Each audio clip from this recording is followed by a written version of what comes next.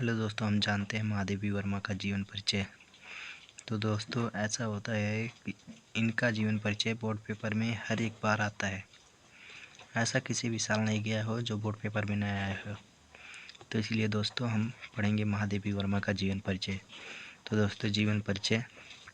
महादेवी वर्मा का जन्म फर्रुखाबाद के एक शिक्षित कायस्थ परिवार में सन 1907 ईस्वी में होलिका दहन के दिन हुआ था। दोस्तों यहाँ पर महादेवी वर्मा का जन्म जो है फर्रुखाबाद के एक शिक्षित कायस्थ परिवार में हुआ था।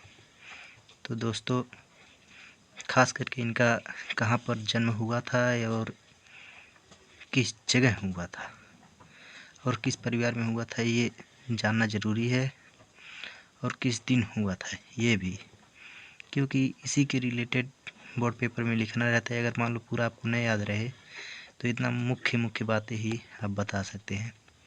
जैसे सन 1907 ईस्वी को होलिका दहन के दिन हुआ था। तो ये जो है कि मानो इसे जल्द ही याद कर लेंगे, ये कोई बड़ी बात नहीं है। इनके पिता का नाम श्री गोविंद प्रसाद वर्मा था। तो इनके पिता का नाम ज़रूर याद कर लीजिएगा। भागलपुर के कॉलेज में प्रधानाचार्य थे। तो देखिए कोई बड़ी बात नहीं है, यहाँ पर भागलपुर के कॉलेज में प्रधानाचार्य थे, तो ये भी याद कर सकते हैं।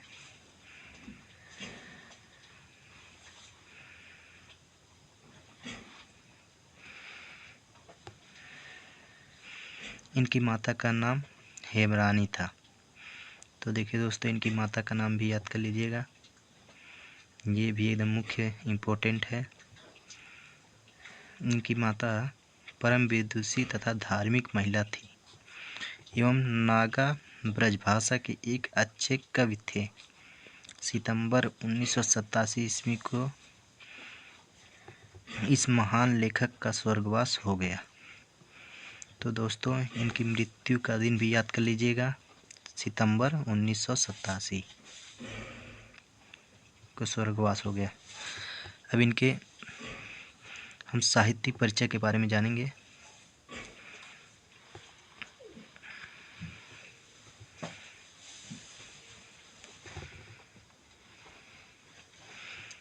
साहित्यिक परिचय। महादेवी वर्मा जी साहित्य और संगीत के अलावा चित्रकला में भी रुचि रखती थी। इनकी साहित्य साधन के लिए भारत सरकार ने इन्हें पद्म भूषण से सम्मानित किया था।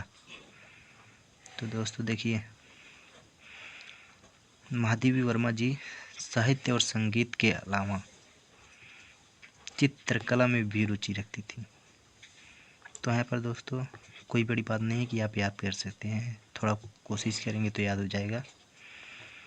इनकी साहित्यिक साधन के लिए भारत सरकार ने इन्हें पद्म भूषण से सम्मानित किया था। तो इतना याद कर लेंगे तभी कोई बात नहीं है। इसमें से एक दो इधर उधर हो जाएगा फिर भी कोई बात नहीं है। ये याद कर लीजिए, पद्म भूषण से सम्मानित किया था भारत सरकार ने, और इनकी रुचि साहित्य और चित्रकला में दोनों भी थी। इनके ग्रंथ यामा पर भारतीय ज्ञानपीठ पुरस्कार प्राप्त हुआ। इनका एक ग्रंथ था यामा जिस पर भारतीय ज्ञानपीठ पुरस्कार प्राप्त हुआ। ये भारतीय ज्ञानपीठ भी पुरस्कार से सम्मानित या प्राप्त की थी।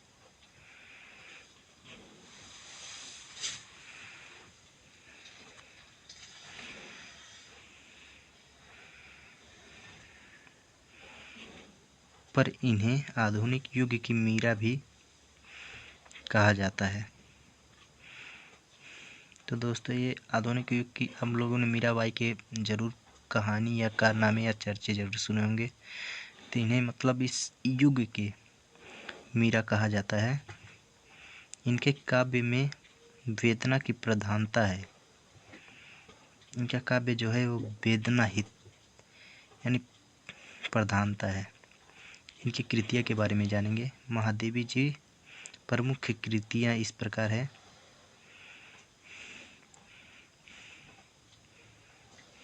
यहाँ पर वाव्य लिखा गया दोस्तों, यहाँ पर काव्य है, सॉरी।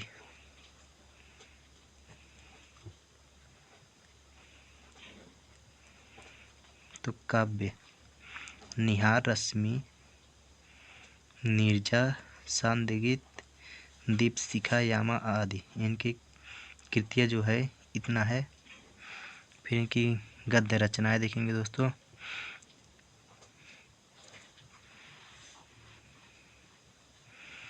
गद्य रचनाएं देखेंगे। अतीत के चलचित्र स्मृतियाँ की रचनाएं, तो यहाँ पर दो है। अतीत के चलचित्र पहला गद्य रचनाएं है, और दूसरा स्मृति की रचनाएं, तीसरा श्रृंखला की कड़ियाँ आदि। यहाँ पर दोस्तों इतना ही है, 3 इनकी गद्य रचनाएं हैं, याद कर लीजिएगा। साहित्य में स्थान, इनका जो साहित्य में स्थान था वो भी आपको दर्शाना रहता है। तो यहाँ पर जो है निष्कर्ष रूप में महादेवी वर्मा जी वर्तमान हिंदी कविता की, बस इतना ही, इससे ज़्यादा नहीं लिखा जाता है। तो दोस्तों याद रखिएगा। धन्यवाद दोस्तों, हमारे चैनल को लाइक एवं सब्सक्राइब ज़रूर करें।